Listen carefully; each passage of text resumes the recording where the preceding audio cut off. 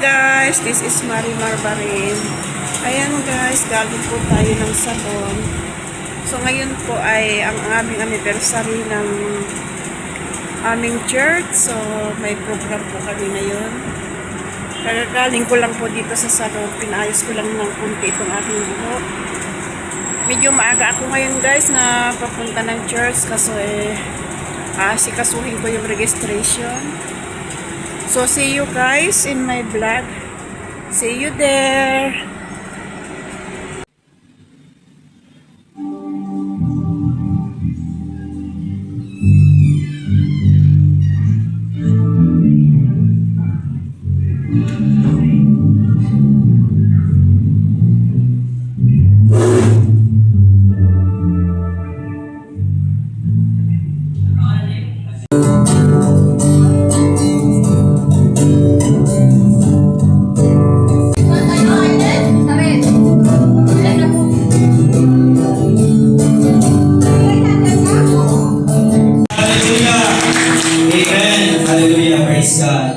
Let us bow our heads, let us close our eyes, let us give thanks to the Lord for what He is sa buhay natin.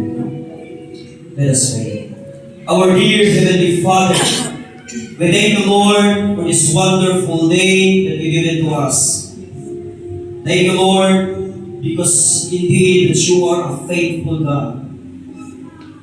You are the God who restores of everything. The King of Kings is your God sa buhay ng family of GSN, Lord. Lord, thank you so much, Lord, because of your faithfulness. Nakakarating kami ng 12-year anniversary. Lord, as we begin this service, Lord,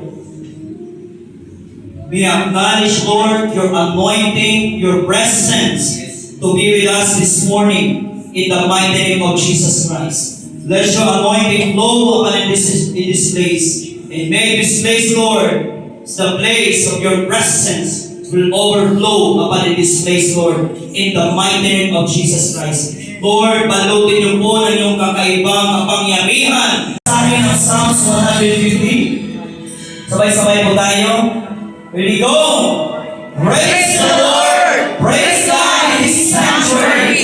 Praise Him in His mighty heavens! Praise Him for His acts of power! Praise Him for His surpassing greatness! Praise Him with the sounding of the trumpet! Praise Him with the harp and the lyre! Praise Him with the tremble and dancing!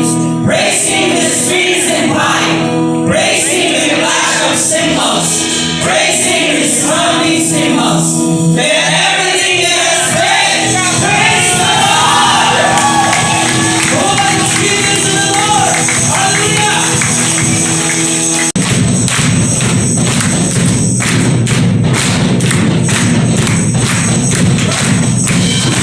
Hallelujah!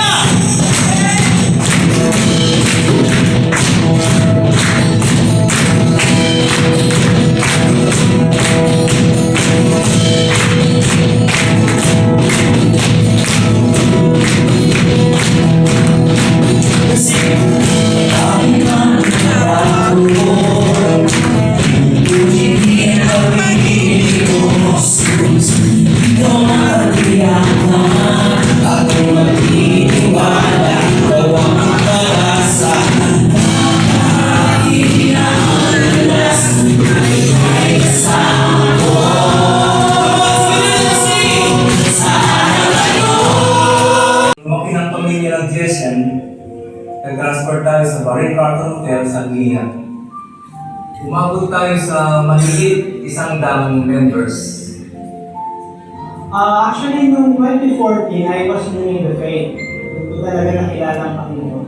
Nung napunta ako sa Great Shepherd Ministry, dito ko naramdaman ang pamilya na si Lord ang mundo.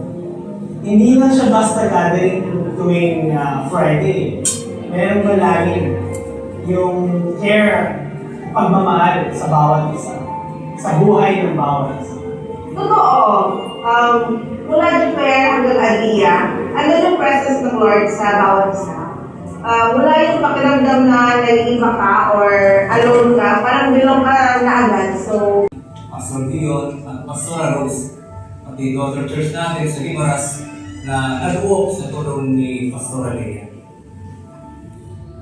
Soon enough, when situations improved, we shifted in hybrid setup until we were finally blessed with a new worship hall sa Maria Plaza sa Carpabat.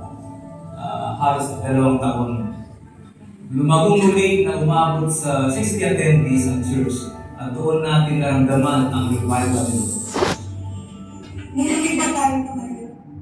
Nakakagalang makita ang pagbuhos ng biyaya ng Diyos. Sunod-sunod na nabuo yung mga may gustamis na Diyos. Sometimes it's tiring mag-set ng live streaming mga instruments, lalo na ng first time. Pero pag nakikita mo nag-worship mga tao, you really feel the presence of the Lord kahit online or face-to-face. Masaya talaga ma-witness kung paano ni-revive ni Lord yung church natin. Dinala niya tayo sa kung saan mas marami pang souls ang may dadala sa Panginoon. The waves beat in the boat, so it was already filling, nabubuo na. But he was in the stern, nasa ulan siya, natutulog si Jesus on a pillow. And they awoke him and said, "Teacher, do you not care?